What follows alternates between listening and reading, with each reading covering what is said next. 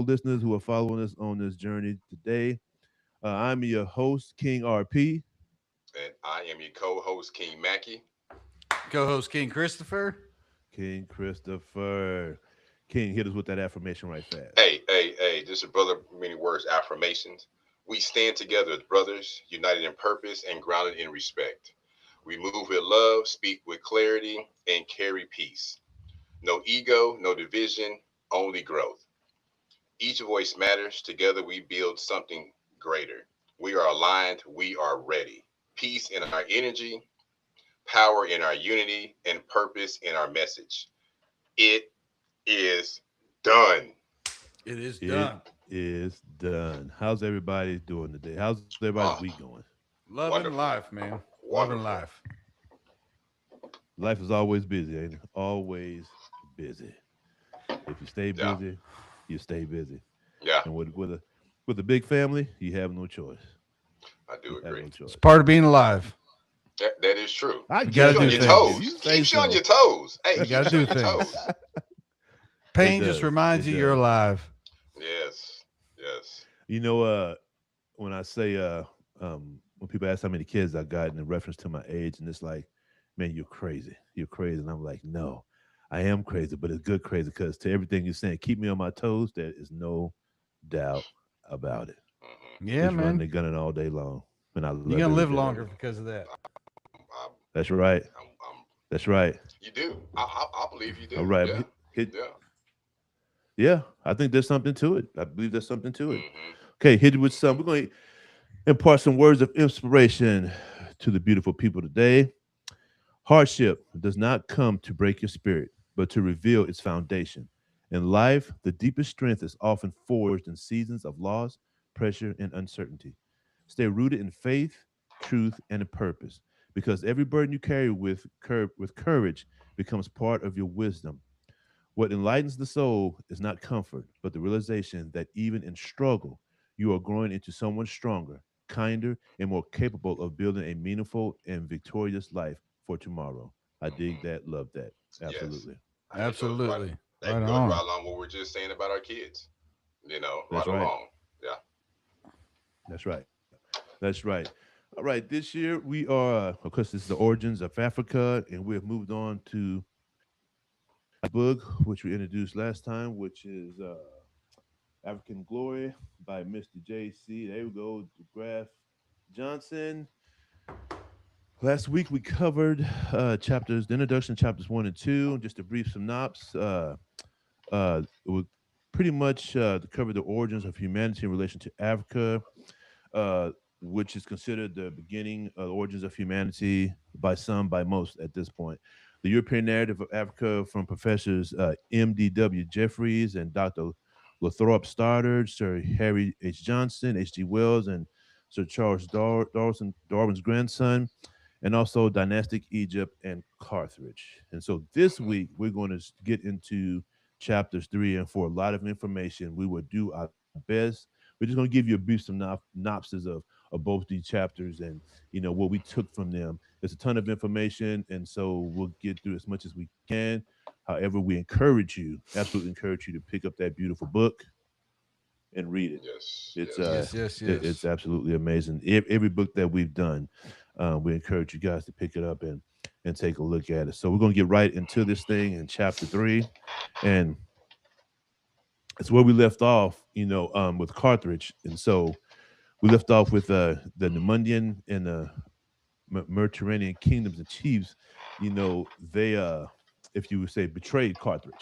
They betrayed Carthage, and that's what starts off on chapter 3, the very first page, and how the kings and the chiefs of those kingdoms were jealous, if you will, of Mm, Carthage's power, and mm, so mm, mm. they betrayed them and went to the side of Rome. And said Yes. Rome said, "Sure, we'll take your Yeah. help," Oh, and they went yes. Come on on. in. Come on. Yeah, yeah, Come come on, on. Yeah, Cletus. we'll Come Had on, take had your no Cletus. help. problem at all. Yeah, Wow. and absolutely destroyed Carthage, burned it, completely wiped it from existence, if you will. And so, But that um, came around and nipped him in N- the butt. oh, hey, Numundia and Maturani were like, you know what? Since we did that, we want self government, we want self rule, and Hmm. with Rome was like, okay, but here's something, we got something for you. We want what you got too. We thank Yeah. you for the assist, but now we're gonna Yeah. take what you got as well Yeah. too. Yeah. And so ruthless, ruthless, ruthless, Yeah. ruthless. Which should have been common sense. Which should have been common sense. But Yes, yes, you know. yes, yes. Got them real well, and that was on page 25. Anybody else get anything on page 25? No, No, I mean I got plenty for page 26. that's Come the on meat. with it. That's the meat. Um, so definitely on page 26 and one of the readings at the towards the bottom, some of the language there is definitely outdated when they discuss. Um, I think it's Sir Harry H. Johnson. You see that in the, Hmm. in the paragraph where you use negroids and negros. Um, Right, right.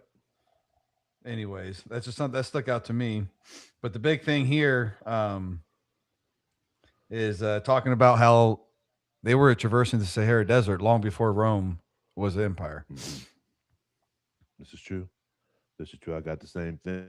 Yeah. Rome's reach was or before then was vast and it was very long. Yeah. Yeah. And the Ashanti. I don't know if you guys ever heard. I know we talked about the Ashanti chiefs. Man, that was a powerful tribe, man. They held it down for about 100 years on fighting for their Mm-hmm. own tribe for 100 years. Yeah. And that's Mm-hmm. power. That is some power right there to Mm-hmm. withstand that. Mm-hmm. Now they were fighting the Romans. They were fighting the Romans. No, they Yep. weren't fighting the Yeah. Romans. It was it the Romans? It's down here. Oh, Romans bees are dug in the housing land and are obtained through from the graves of the Shanti king, the chiefs. I don't think they were fighting the Romans. Or was I it think they're the doing more British trade rule? with them. I mean, because the beads show that they were the presence of Rome It's a was there. possibility. Yeah, it Mm-hmm. does. It's a Mm-hmm. possibility. I'm gonna have to go back to my notes just to bring it up. But I had Okay. one time we were reading about the Shanti tribe, and just to know they were fighting for 100 years, I just thought that was that's resilience right there. But yes, absolutely, absolutely. And on page 27, it's still in reference. Well, here's a Caesar, if you will. He had the dream as he's Hmm. near the ruins of Carthage, and he had the dream about with the weeping soldiers and how Right. uh, he felt so strong and compelled that that city had to be rebuilt. Hmm. And so that was his thing. Now there was also a curse, if you will, so to speak, attached to Yes. that with the Right. ruins of Carthage of what happened. And so some believe because before he got started, Julius Caesar was killed, stabbed 23 times in the Forum of Rome, and some believe that, of course, back then that it was because of that curse. And however, his predecessor Augustus Hmm. picked up those reins and built Hmm. Carthage even more beautiful than it was before. Yes. Beautiful than it was before. So moving on to page 29. What do we get? What do we get? What thoughts do we have on page 29?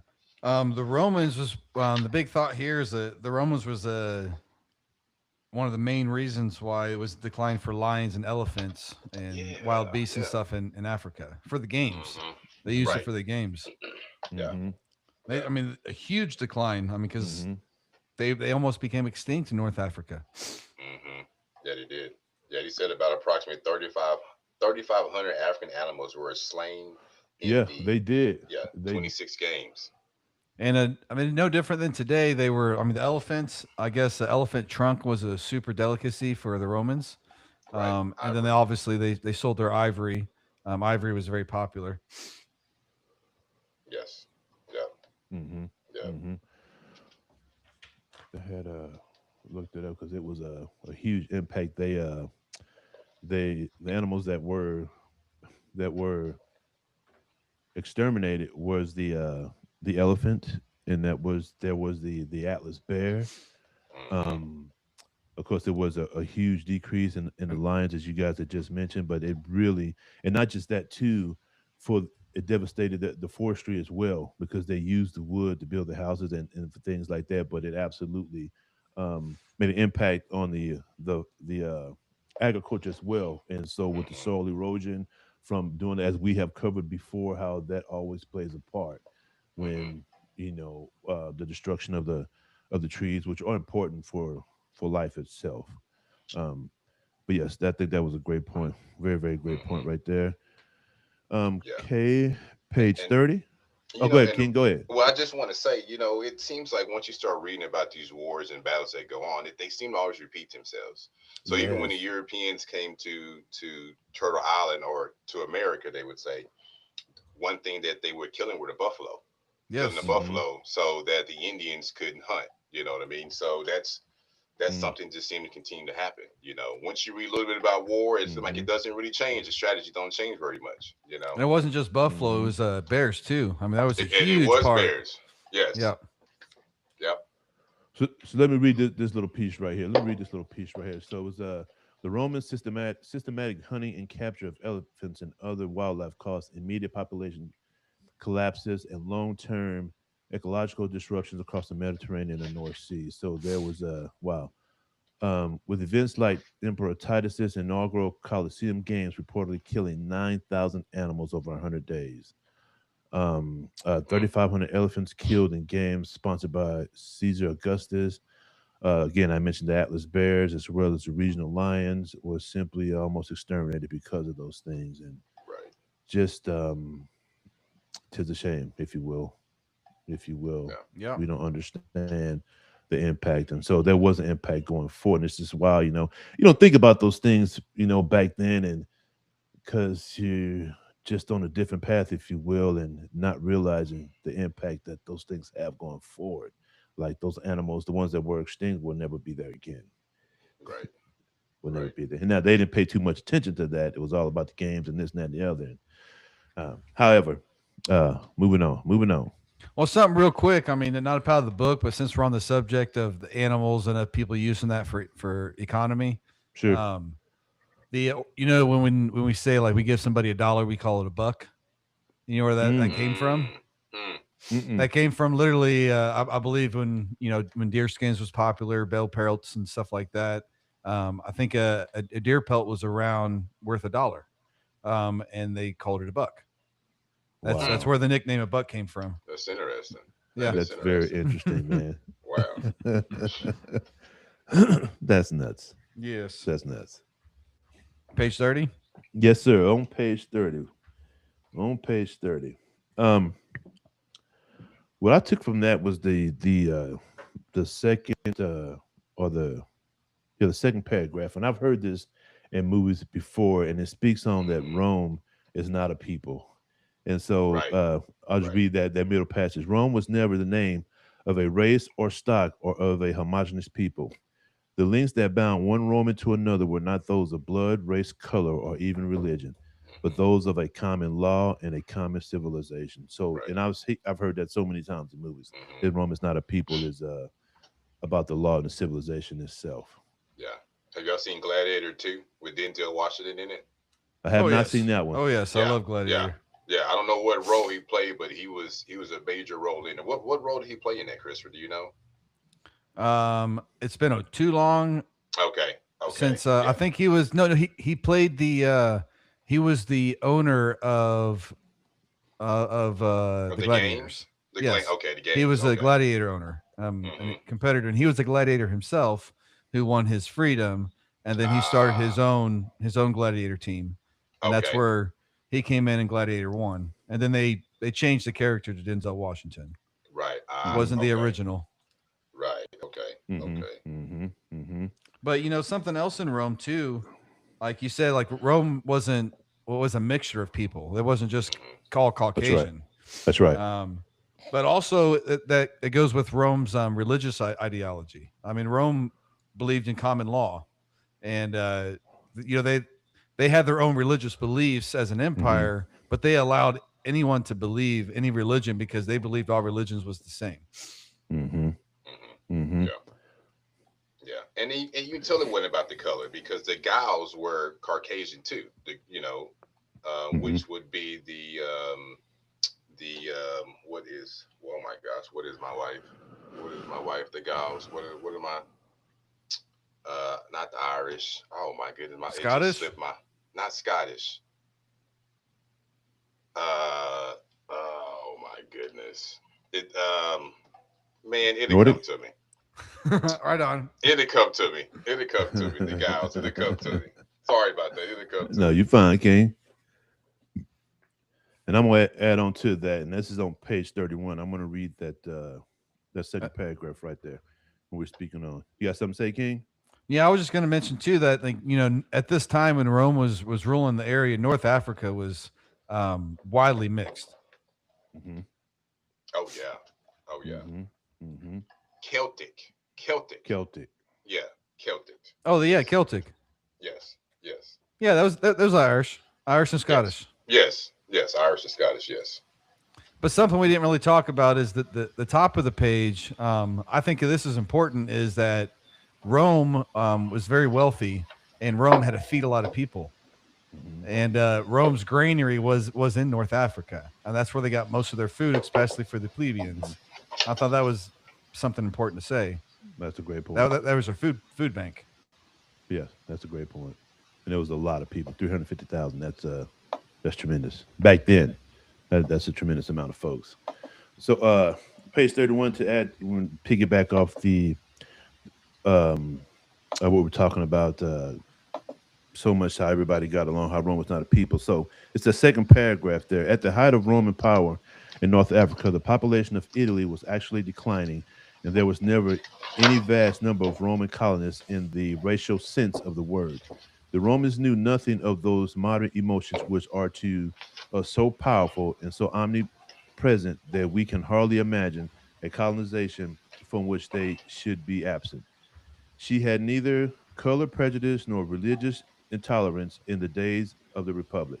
The Christian martyrs of the early church suffered because they were felt to be a menace to the Senate, not because of racism, because they felt to be a menace to the Senate, propagating doctrines subversive to good order and discipline. They were regarded as the communists of their day.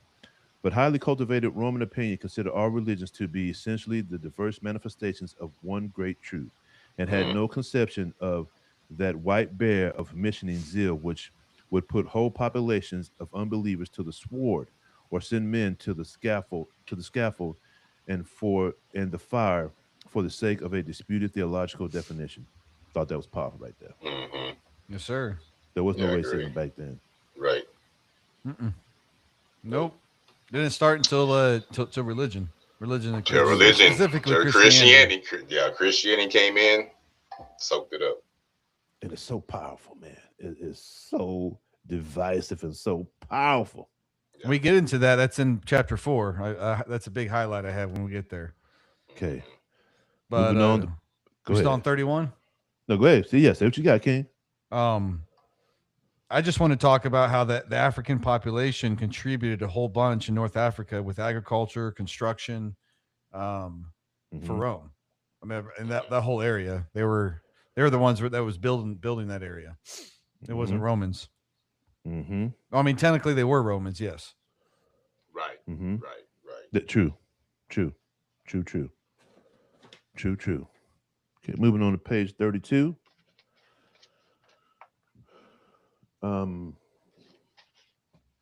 So right there on the second paragraph, I just thought this was of significance as well. And it speaks of in the second paragraph towards the middle or towards the end of it, if you will. There is perhaps no group of people in the Western Sudan who will have more Jewish blood in them than the pastoral Fulana of Futa, who by mixing with the people on the shores of Lake Chad passed on their Jewish blood to the areas around Kanim and Bornu several centuries later. And so, of course, when you speak of, no offense to anyone, Jews this day, they are not, they're of a different color, if you will. And so back then, these were African people. Yes.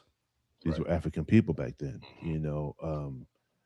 To say that today, I think some people don't believe that. They don't. No, I believe mean, that. I believe. Yeah. I mean, this is evidence, but I think most of the Jews, the original Jews, were African origin. Yeah, they had African names. Oh yeah. Yes. So, what did you guys think about the?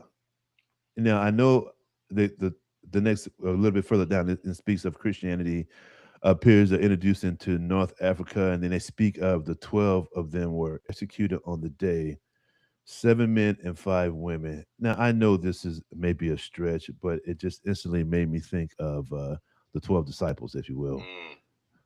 Mm, mm. I don't think there's any correlation, but I never, it's all new information, but this stuff is of antiquity, but it made me think of that.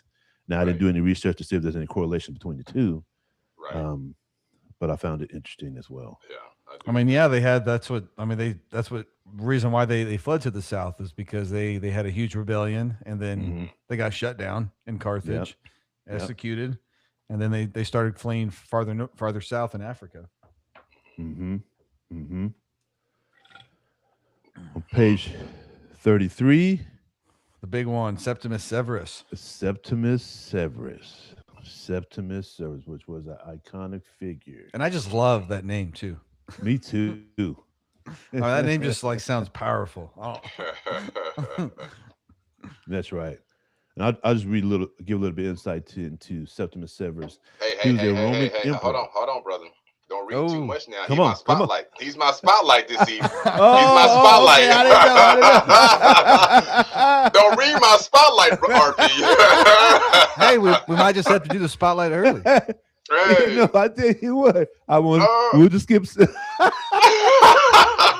was like, hold on now. I mean, he's kind of a huge part of the book. Yeah, Well, I tell no, you go what. ahead, RP. Go ahead. No. No.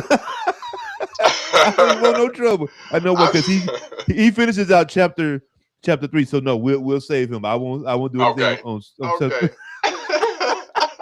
Right on. Oh man. Well, I'll tell you what, towards the end we can add, after you do your spotlight, we can Okay. add on to Okay. it. We'll do that. Yes, sir. He was Yes, like, sir. hold on, wait a minute. Don't read my spotlight. Don't read my spotlight. Hey, I was about to get man. into it. I was about I to know. get into I it. seen your face, RP. You was about to get serious about it. I said, "No, hold on. Let me stop him now." Oh man, that's So good we're gonna stuff. go ahead. I'll move on to chapter 4 then.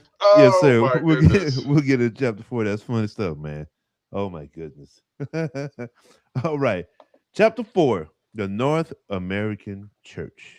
The North American Church. The North African Church. Yes. What?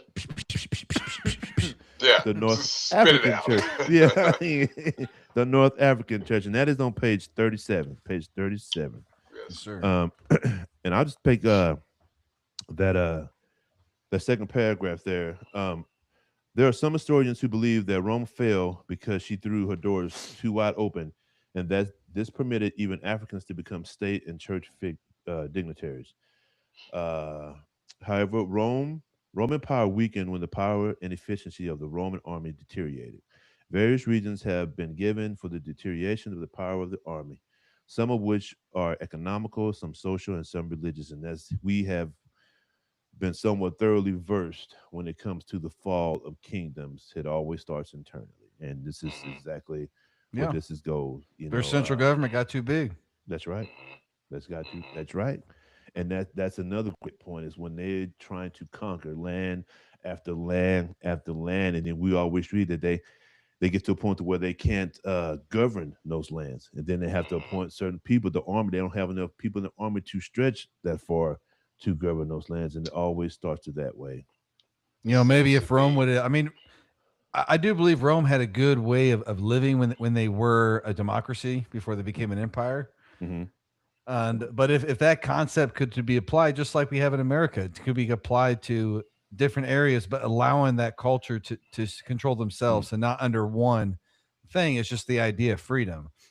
And that's going to be, I mean, everyone's going to live life differently. Everyone's going to have different beliefs. Right.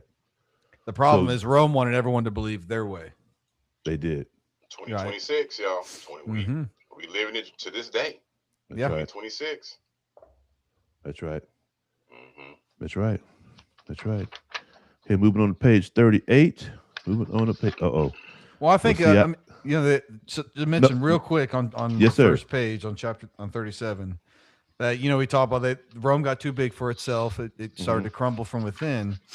Can trying to control and part of their military. Well, people weren't believing in Rome anymore, and so the government had to start hiring mercenaries.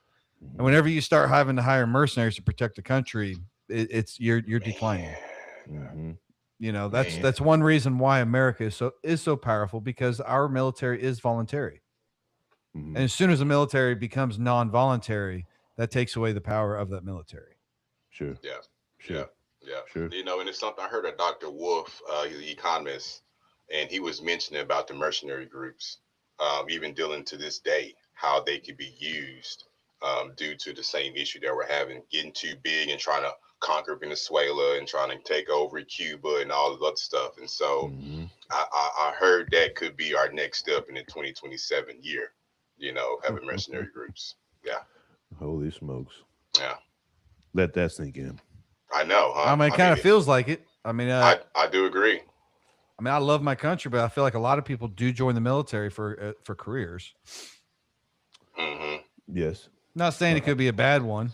I mean, we still need people to protect our country. Definitely. And If this we, and then it's automatic draft. You know, we got an automatic draft now. So as soon as you turn 18, you're automatically drafted, you know, Start. into the Yeah. military. So, you know, that might tell us something, that there is a shortage. Just like It- Rome had yes. an issue then too. There's a shortage, you There know. has been. There has been Hmm. for years now. They've It done has. several things to try to boost that, but the population isn't feeling that Right. war thing, you know. And listen, it's it's a I don't even know how to say it. It is something. It is. Hmm. I think I people are done killing people. that as well too. And we're kind of Because start with more information and more knowledge getting out there, and people becoming Mhm. more aware of history and also what's going on in the world. I mean, people are realizing that we are being led by wolves, by Right. people. I mean, they want the money, they want the power, and they want the control, and they're using our militaries and our young men and women to do it. Hmm. Well, Hmm. yeah, the masses, they need the masses to protect that. And Yeah. whenever you need a Masses to protect that. forced military service, that's the decline of a country, in my That, opinion. yeah, absolutely. I do agree. Yeah. I definitely Yeah. agree. Yeah. When I joined, I served my 4 years, but I joined. I didn't join my country for a job. I joined it because I thought I Right. was going to serve. I thought I was Right. protecting and Right. serving for freedom. Right. But all That's right. right. That's right. Okay, moving on to page 38. And so I had this Ooh. the third paragraph. It's kind So of happening right now, man. Yeah, the third paragraph. So listen, Ru, I'm just gonna say his name. I'm just gonna say his name. I'm just gonna say his name. So Oh, I got you. the African emperor Septimus Severus is said to have begun the persecution of the Christian church in AD 193. But we read of the martyrdom of Felicitas and Perpetua happening as early as July 17th, AD 180, 13 years before he became emperor. So I just brought that up as far as for the when the persecution of the Christians had begun, because that's going to play a part here later on as we get into this reading. Said in the next paragraph, it must be noted that the early Christians were expecting the second coming to take place any day, and so that second coming, We still wait. has We still huh? wait. Yeah, We yeah, still yeah, wait. has played a part. Had played a part. So I did a little bit of research on that. So the second coming of Christ is emphasized extensively in the Bible, with over Mhm. 300 references across 24 of the 27 New Testament books, making it one of the most frequently mentioned doctrines. Scholars have identified 1,845 biblical references to the coming, including both Old and New Testaments. And how many times have we heard that Yes. he is coming? He is coming, and they Yes. play on that as well. Oh, Make no mistake yes. about it. Oh, yes. You're right, man. I thought that was very interesting. Yeah. Yeah. Yeah, What the about second page coming 39? from within. Yeah. I called Yeah. I called my grandmother. She's concerned about what's going on to this day, but she just tells me that he's on his way back, so we don't have to worry about it. You know what I Mhm. mean? So Mhm. I mean, it's imprinted or breaded Mhm. inside of some people to just stick with that. But some Regardless of people what's don't going even on. like. You look at Galatians chapter 3. Hmm. Jesus talks about how we are Christ. We are the Christs. It's not just him. And a lot of people forget about that. And that Mhm. verse, that scripture just kind of gets rolled over. And we are the Christ. Christ's return is within us. I mean, Right. that's my opinion. That's what I Right. Mhm. believe. Right. And Right. that's I what agree. Jesus says it multiple times. And Galatians 3 is the proof of that. And a lot of Christians, they don't I don't understand when they just skip over that verse. Like, oh, that doesn't mean I'm Christ. I mean, There's that's a what lot of Jesus is verses. saying. A lot of verses skipped over in the Bible. I mean, if you start really questioning some people about the Bible itself, I mean, they'll blaspheme you basically because Mm-hmm. you don't question the Bible. Mm-hmm. That's kind of number one anyway. You know what I mean? Mm-hmm. I've seen some brothers that when I growing, just growing up in the Pentecostal church, they got kicked out of church for questioning the Bible. Mm-hmm. Well, a lot of people don't actually study where the. I mean, I know the Pentecostal church. They big on the KJV, and they Hmm. don't even understand the origins of the KJV. You Right, know, right. and the origins. You know what King James used to translate, how it was translated, what people were Hmm. involved, and also Hmm. just the original 66 done by the Council of Nicaea. People like to say the Council of Nicaea, but a lot of them don't actually understand what the Council of Nicaea was Mm-hmm. and They what did. Constantine was doing at the time Right, Mm-hmm. and right. all Exactly. the Right. influences and the things that happened to go around to specifically select those 66. Just Right. a lot of Christians and pastors like to say, well, it's God canonized it through the government. Right. Right. Okay, where's your facts behind that? Mm-hmm. Right. Mm-hmm. You know Right. what I mean? Yeah. Mm-hmm. Yeah. I hear you, Cool. That bro. sounds cool for you to say that, but that doesn't prove anything. But you Right. believe in it doesn't show me truth. That's a belief. Right. Right. And you know, I'm. you make go ahead. Go ahead, Kane. No, I'll just say I'm surprised somebody didn't throw a Bible and hit Chris right in his, because you know how people are about the Bible, So I'm Yes. just Yes. saying. But go You know, ahead, but bro. you make a great point about the wanting to find out the origins of things. We just take Hmm. it at face value today because it's already here. However, there is an it started somewhere. And Right. so it usually tends to come from antiquity. And the meaning then does not transfer to the meaning now. And it is different. And you're right when you say question them. Well, what facts do you have behind that? And generally they do not know. Right. Only versus what they were taught when they from a teenager on, or whatever Hmm. little bit that they may have Hmm. read, but they don't know the Right. origins of exactly what that truly meant and where it Right. came from. And I think that's a great point. Yes. Yes. Okay, Anyways, moving. we on Go page ahead. 38 still. Yeah, go ahead, King. We're talking about, I mean, Rome was declining, and Uh at the huh. same time, they were really increasing their taxes. Mm, And we see this currently with like we are the United States of America, but we are states, right? The states Right. have a power, states have borders. And Right. California taxes are really crazy. yes. Some of their laws is crazy, and we see mass exits of people coming out of these areas that are getting taxed.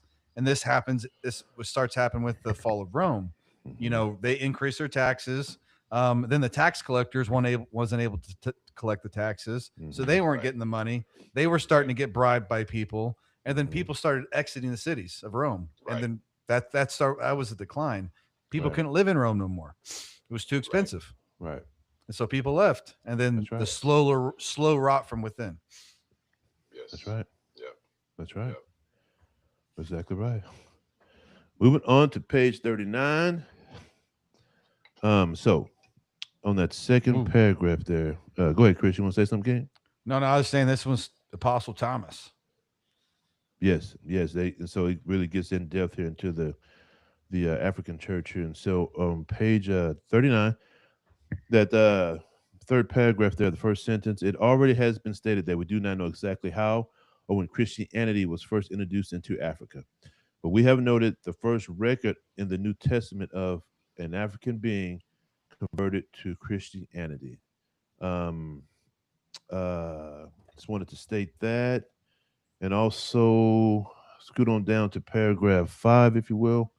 It is not, however, until the time of the episcopate of Demetrius of Alexandria, AD 180 to 232, that the church in Africa, with particularly reference to Egypt, appears in the slate of history. So that was the first time it appeared in the slate of history, Mm. the Mm. African church. And let's see, I got on page the same page down there at the bottom. Um, Pan Pantanius became the founder of the world famous I don't even know how you say that Ca- Cathetical Cathetical School of Alexandria, a center of Christian scholarship without rival in the Christian world, Clement and Origen, in turn, became the most distinguished heads of this world famous theological institute. And those were all three prominent individuals. You have anything on that page, Chris? No, though, Kings? the biggest thing is just when yeah, the introduction of Christianity started going into Africa. Mm-hmm. Right. Mm-hmm. Okay, moving on to page 40. And so that last page, the last sentence down there on page 39, it was an Egyptian by the name of Anthony who became the father of Hermetic life, which is the life of a hermit. Didn't know that. Great information. However, we just have his first name.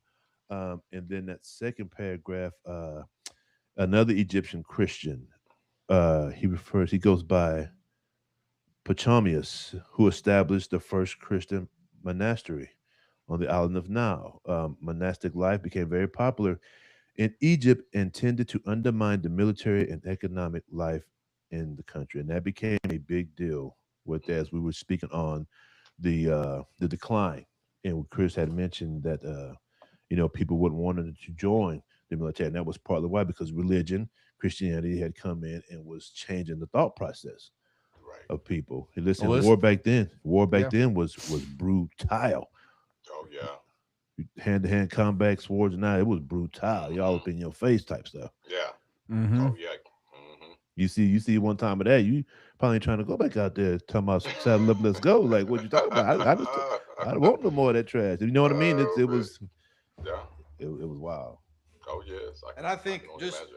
something to briefly to mention on page 40 is this is where I think Rome had a turning point in 312 AD when Constantine became emperor Mhm. and he converted to Christianity. Sure. And I don't think he did that out of some spiritual dream he had. I think he had an idea of how to gain new control and increase the value of Rome. And he we need to create a new religion that everybody will agree with and stop Mhm. killing our own people. We can start collecting taxes through religion because That's people right. like to give money through beliefs. Mhm. Absolutely. He needed Yeah. the people. You're dead on with that. And that was the start of the real Christianity, the Roman Catholicism. Right. Mm-hmm. Mm-hmm.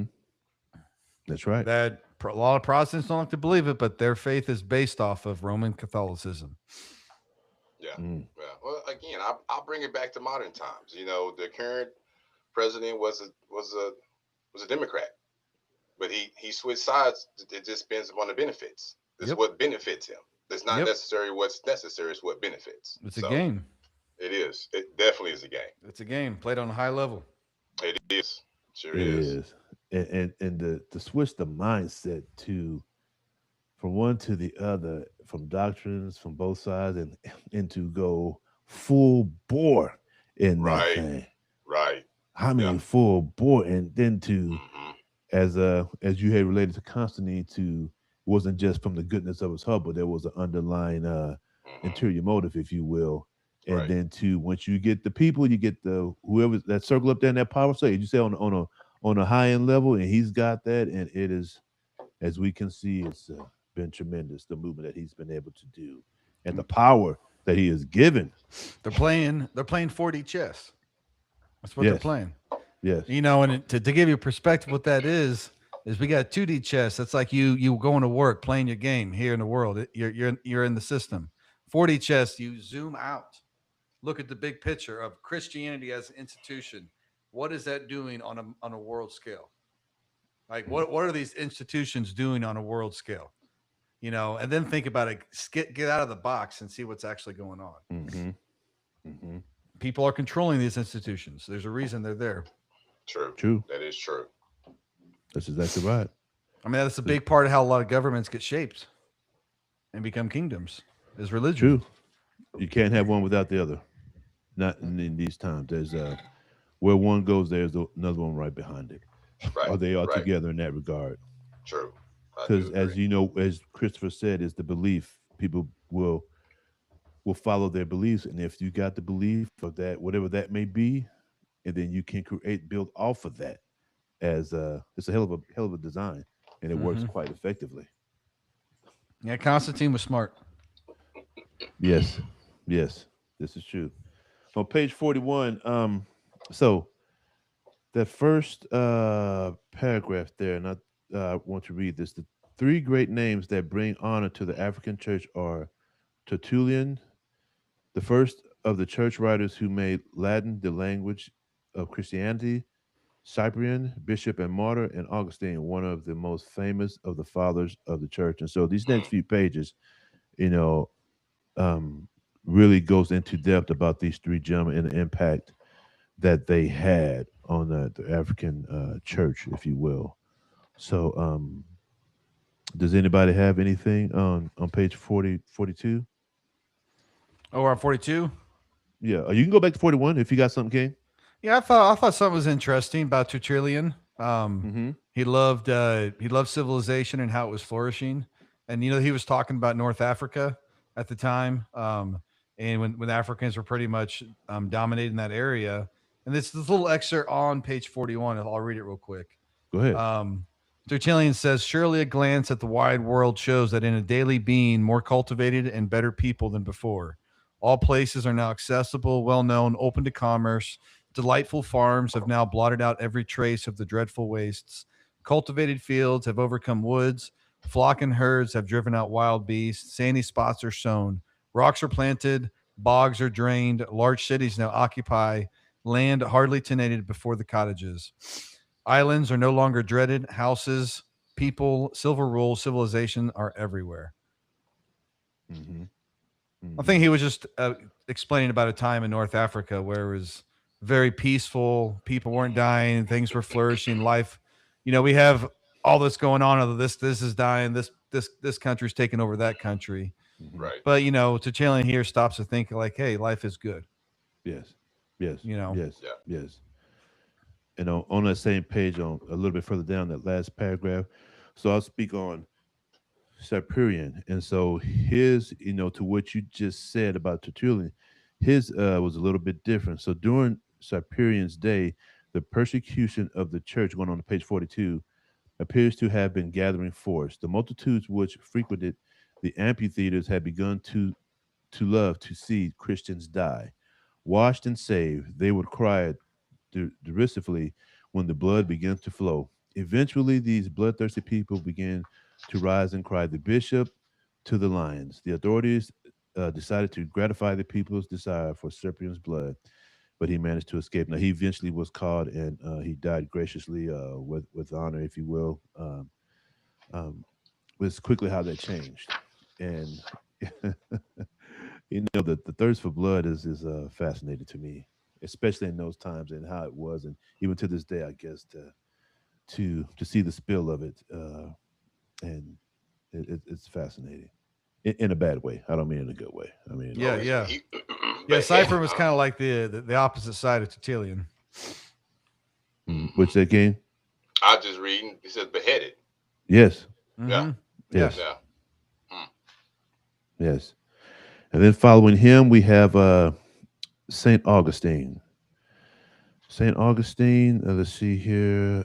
40 years. The last paragraph on page 42.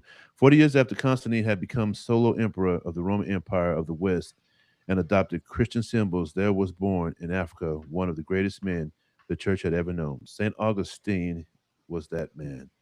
One historian describes him as by far the greatest figure in the last days of the Roman rule in North Africa. And this is on page 43.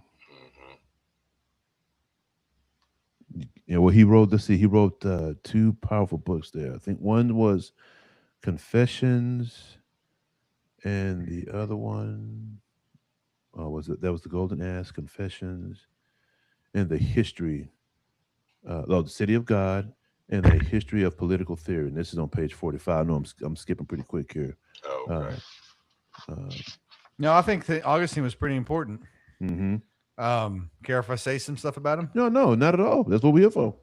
So I got to say, St. Augustine of Hippo was one of the most influential Christian thinkers in history.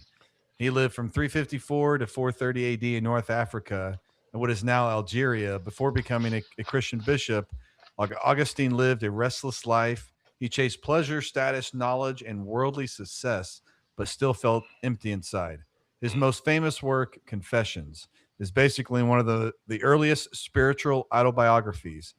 In it, Augustine looks back over his life and admits his failures, desires, pride, and inner conflict.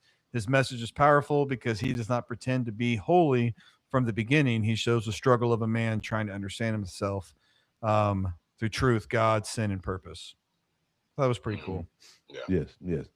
And I'm gonna take a step back here. You know, you had mentioned, and I meant to cover this. I say a little bit on it about the Nicene councils, where you talk about the Council of Nicaea, and Yeah. I meant to say something on it. So there have been a total of 21 uh, ecumenical councils held in the history of the church. This count does not include the Council of Jerusalem, held in AD 50, which is often considered separately. So there were 21 of those. I wanted to mention that earlier, but I didn't come across it. But however, thought that was important too because those councils were um, they shaped the direction, if you will, as far as Christianity was moving along and what was allowed and what was not allowed based on, I guess, the opinion of the day, if you will, or who was Yeah. the rule. Well, Right. I mean, when the Council of Nicaea was actively putting together the New Testament, you got to think the Jews and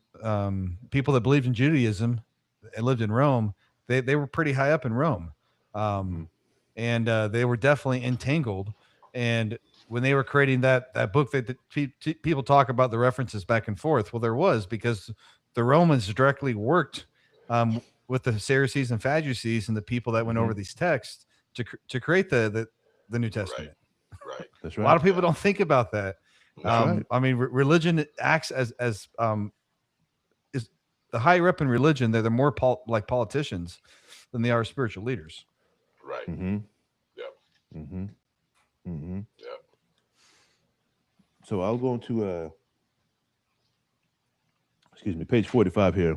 Bring it back to St. Augustine. And it's the last paragraph there, and I'm going to read that. His great book, The City of God, was written to defend Christianity against the pagan charge that was responsible for the decline of Roman power, and particularly for having caused the sack of the city by Alaric in 410. Incidentally, however, he developed nearly all his philosophical ideas, including his theory of the significance and goal of human history, by which he sought to place the history of Rome in its proper perspective. This involved a reinstatement from the Christian point of view of the ancient idea that man is a citizen of two cities, the city of birth and the city of God. On the one side stands the earthly city, the society that is founded on the earthly, appetitive, and possessive impulses of the lower human nature. On the other stands the city of God, the society that is founded in the hope of heavenly peace and spiritual salvation. The first is the kingdom of Satan, beginning its history from the disobedience of the angels and embodying itself especially in the pagan empires of Assyria and Rome. The other is the kingdom of Christ, which embodied itself first in the Hebrew nation and later in the church and the Christianized empire.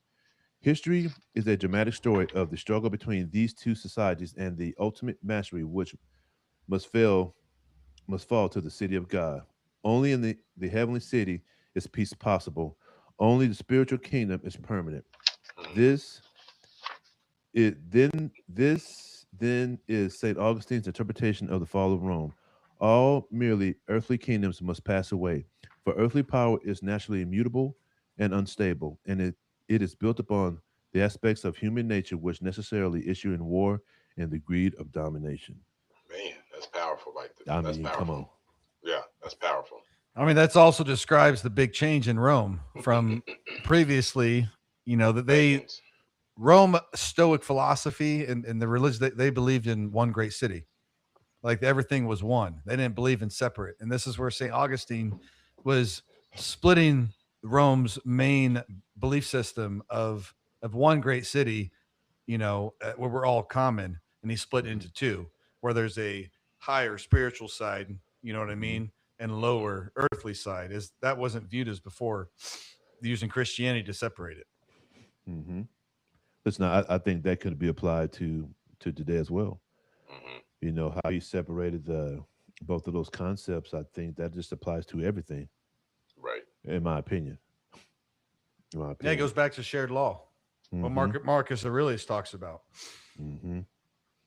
And you know these and the thought process. These guys were great thinkers. They were great thinkers back then. Now they didn't have.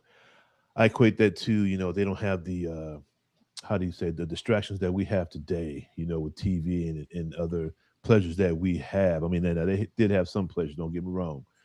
Oh, they But had their distractions. yeah, they did. They They did have. definitely did. They definitely But did. Now definitely that's did. that's what. But for the ones who had access to read the books, the ones who had Mhm, access to the mhm, knowledge, and mhm. who really digested that thing, though they were very, very, very insightful. And I'm always when I read these passages from these gentlemen, I strive to be like that. To some degree. It's they're great thinkers. They really Mhm. were. And to be able to put that onto paper, from here to here and to there, it's that's a work of art in my opinion. It is. You're right. Yes. Yeah. Okay, so on page 46, uh what do we Keynes get on that? What do we Keynes? Oh, there it is. I said it to you earlier. That's it. Saint Augustine died, Mhm. Yes, he did. Yes, he did. and the sets back the church from the Vandal invasion. Mm, hmm I guess I spoke too soon. That's the Council of Nicaea is right there at the bottom. I thought I had missed it, but I didn't. But I spoke on it too soon. But there were 21 of them, as I Mhm. said before, which were pretty powerful in directing the direction of Christianity, if you will. Right. So Yes, let's sir. see, page. We got that. See, page. We got the. So the dispute bottom there, page 46. The dispute reached such a. So this was. Let me go back to this that paragraph before that. Page 46, the second to last paragraph. For Constantine's coming to the imperial throne of Rome, the persecution of the North African church came to an end. But now it was free from persecution. The church was fast developing an internal conflict. The dispute centered around two African church dignitaries, Arius and Athanasius, and concerned the relationship of Christ, the Son, to the Father. The storm center of the dispute was Alexandria, but its repercussions were to affect Christians outside Africa. The dispute reached such a pitch of acrimony that in AD 325, the Emperor Constantine used his influence to have the first council called at Nicaea to settle the controversy. The result was the Nicene Creed. The original is different from that used today. In the spirit, in spite of the Nicene Creed, the controversy continued. So, what was the Nicene Creed? So they were to decide the relationship of Christ and the Son to the Father. Oh, okay, I see what you're saying. Yes. Yes. Yeah, Yeah, they were Uh-huh. agreeing to basically to be Christians. Right. right, right. Very powerful stuff. Mhm. Anybody have anything That on page is. 47? I don't have anything on 47. No. I don't have anything on 47 either. Okay. What about page 48? Page 48. This was the kind of talks about the island of Fali, or Mm-hmm. Philae, Mm-hmm. which is it was the last pagan stronghold of Egyptian pagan beliefs, and they held out for a long time. Yeah. Um, Here along the Nile Valley, beyond the southern, well, it starts on page 47. Mm-hmm. Um, Beyond the southern boundary of Upper Egypt was the region of Nubia, with Obsidian lying beyond to the southeast and impinging the Red Sea coast. Nubia, known also as Ethiopia to the ancients, was not a single political unit in the Byzantine times.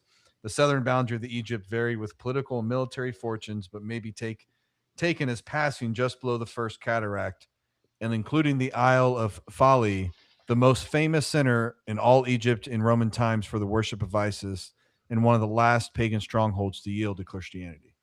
Mhm. Mm-hmm. Mm-hmm. And so, moving on to page 49. Now, this goes back to what I Mm. got out of it. Dr. Started, as I mentioned earlier, they were on the other side of the narrative of um, uh, in a sense that not in the sense that European rule was the best for Africa and this and that and the other. And so, especially when it comes to Christianity as well. So, I mean, these next few pages are pretty powerful, in my opinion. But I would Yeah, start right 40, there on. yeah, Go ahead. 49 is. Yes, I mean, the thought process and how they think in such terms is it's This is I don't. proof that there's propaganda, that Christianity was forced as propaganda from the beginning of its origins. Mm-hmm, Right. mm-hmm. Right. Yes, sir. You going to You, read you that? got it. Go ahead. Go ahead. All right. So, page 49, we're on the second paragraph. Professor Grove writes, but more than this, the church was recognized as a pillar of the state, so that to propagate the Christian faith was the same time to consolidate the imperial power. Justinian pursued the policy in Africa of encouraging to become Christians all those chiefs and kings who sought his goodwill. He gave it as a definite instruction to his administrators that they should do all they could to incline the people to Christianity. In the case of native rulers, an investor with robes of office and the bestowal of honorific titles went with the change. Mm-hmm. And And he I'll just keep. continues, says religious propaganda for imperial expansion was the policy. As Mesnog Drilly remarks, it was found more economical to make use of the gospel than military power for the scrutiny of distant territories. Yes. Mm-hmm. Hey, Yes. just keep on. I'm just gonna keep on tagging on what you got. Go to that bottom page down there. Do it. This is Dr. Stoddard. Certainly, all white men, whether professing Christians or not, should welcome the success of missionary efforts in Africa. Page 50, the degrading fetishism and demonology will sum up the native pagan codes cannot stand, and all Negroes will someday be either Christians or Muslims. So it was questioning, it's pretty much saying how their religions was not in line with theirs, calling it paganism, this and that and the other, and so forth. As he is Christianized, the Negro's savage instincts will be restrained, and he will be disposed to acquiesce in white tutelage. And so far as he is Islamized, the Negro's warlike propensities will be inflamed, and and he will be used as a tool of Arab pan Islamism, seeking to drive the white man from Africa and make the continent its very own, which it was theirs to begin with. Hold on, I'm gonna keep on going, King. I'm Go. gonna get to that next paragraph in the middle. Fortunately, the white man has every reason for keeping a firm hold on Africa. Not only is the central tropics prime sources of raw materials and foodstuff, which white direction can alone develop, but the north and south, the white man has struck deep roots into the soil. Both extremities of the continent are white man's country, while strong white people should ultimately arise. Two of the chief white powers, Britain and France, are pledged to the hilt in this racial task and will spare no effort to safeguard the heritage of their pioneering children. Brown influence in Africa is strong, but it is supreme only in the Northeast, and its line of communication with the Asiatic homeland runs over the narrow neck of Sus. Should stern necessity arise, the white world could hold Sus against Asiatic assault and crush brown resistance in Africa. Uh, uh, uh. But this was the mindset back then. Yeah, it And just it, goes to show that where the origins of racism starts with Back then, Christianity. I don't know. Back then, I don't know. It's again, it's still running. It's still running in the veins to this day. yeah, You know. yeah. I mean, so the rest of that page in 51 and 52, cover the same territory. And that Hmm. concludes both chapters 3 and 4. Again, there's a lot of information in both of those chapters. I encourage everyone to pick up this book and others to enlighten yourselves and read on these things, especially the origins of Africa. Uh, and take the color thing out of it. It plays a significant role in humanity. Period. Hmm. Hmm. Mm-hmm. Period. Hmm. Yes, Whether you agree it with that or does. not, to take that out of it and pick up the book and read, I'm sure you'll be blown away. Yeah, Absolutely Yeah, there's blown some good away. stuff in here, man. it does. Yes, it's good. It really does. It really does. All right, King. All All right. right, All King. right. Hope you guys enjoyed the information. Yes, yes, yes, yes. Yes. All Yes. right, so we finna get on this spotlight that RP almost took from me. All right, so you know, Septimius Serveus, right, the African who ruled Rome. When most people picture in the Roman Empire, they imagine emperors born in Italy, but one of Rome's most powerful rulers was born in Africa. He was born in 145 CE in Septus Magna in what is now Libya. He rose through the Rome military and political system and became emperor in 193 CE during a period of intense civil war. Under his leadership, Rome's borders were strengthened, the army was recognized and expanded, massive public works were built, his African hometown was transformed into one of the grandest cities in the empire. He ruled until 211 CE and founded the Severian dynasty, one of the most influential imperial families in Roman history. Uh, he reminds us that Rome Empire was multinational, not multicultural. North America was one of Rome's wealthiest and most sophisticated regions, producing senators, scholars, generals, and emperors. He likely grew up speaking Latin and Punic, and his family reflected the diverse heritage of Roman Africa or Romanian Africa. Important historical note: modern racial categories such as black did not exist in the Roman world. However, he was unquestionable African by birth and by identity, and his career demonstrates his central role of Africa in ancient Mediterranean civilization. Uh, one of the greatest empires in Roman history was not born in Africa. He came from Laptis Magna in present-day Libya and rose to command the most powerful empire of the ancient world. His life reminds us that Africa was not on the margins of history. Africa helped rule Rome. So he reigned from 193 CE to 211. He came to power during a chaotic civil war period known as the Year of the Five Emperors. He ultimately defeated his rivals and established the Severian dynasty, which ruled Rome for several decades after him. He reigned for 18 years. Okay, so he died in 211 CE in modern day, what they call York, England, while on military campaign in Britain. So one of his moments or sayings was before dying, he reported giving his sons a famous political warning: be harmonious, enrich the soldiers, and scorn all others. That is our spotlight for this evening, brothers. Thank you.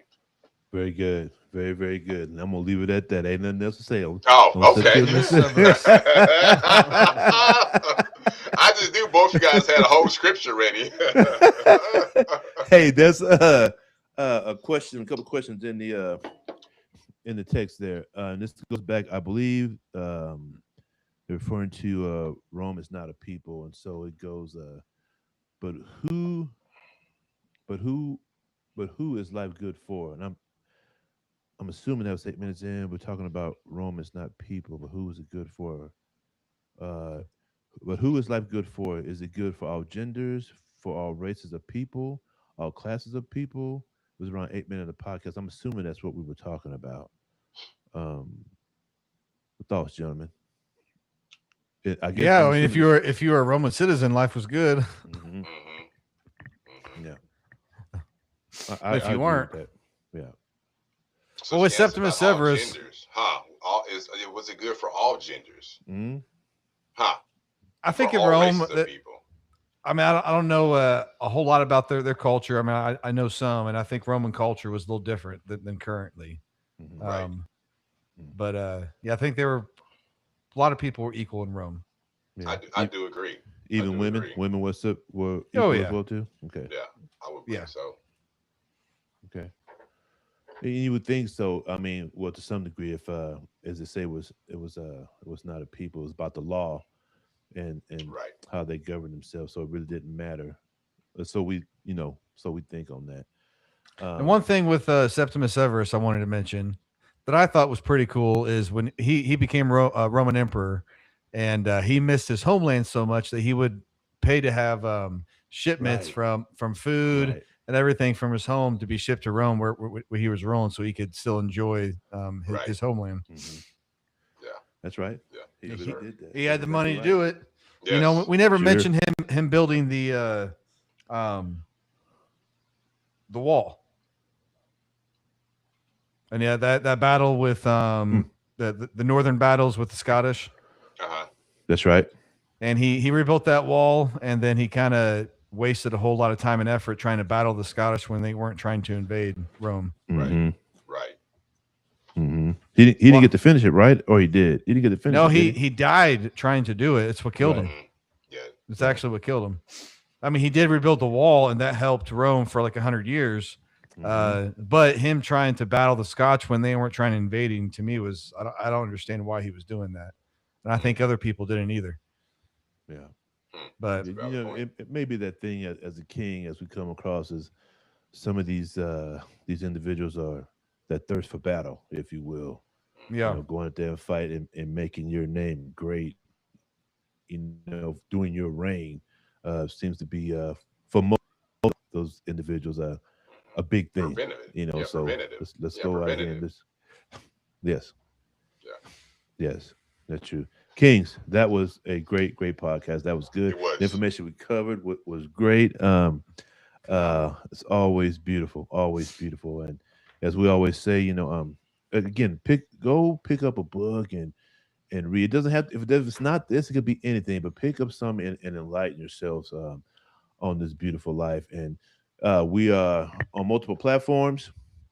Check us out there. Facebook, Instagram, coming to TikTok, Riverside, YouTube, Deezer, Apple Podcasts, Spotify. We'll be on Twitter as well too. And if you can't go in there and see these faces, these beautiful faces, then definitely plug us into your ears and listen to these beautiful voices. Listen to what we got Yes. to say. Is great Yes. information. Yes. I love you guys, man. It's always Love you good. too, Love brother. you too. Love you too. All right, King Christopher, take us on out of here, brother. As always, we're close out with our 3 pillars. First pillar, faith. Trust in your own power. Believe deeply in your purpose. Build unshakable confidence through action. Dedication. Show up when no one's watching. Stand firm in your commitment to grow. Put in the reps mentally, physically, and daily. And discipline. Forge your character with consistency. Set your code and follow it without compromise. Control your impulses. Command your results. Yes, sir. Yes, sir. Peace. Peace. Tuesday. Sorry. Tuesday. I should say this before then. Tuesday at no, not Tuesday. Wednesday. Wednesday at noon. Open mic. My goodness. Open mic Yes. Wednesday. Join us then. We'll be back right back at you. You guys Right have a on. great day. Peace. Peace.